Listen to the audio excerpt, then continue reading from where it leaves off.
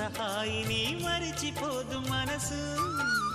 ఒదిగి ఉండి నీ వాకిటిలో బదులు కోరి నే నిలుచున్నా.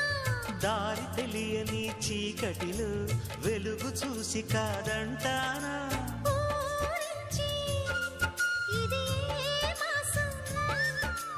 ప్రేమించే ప్రతి గుండెను అందెల సందడి చేసే హేమంతం ఇది.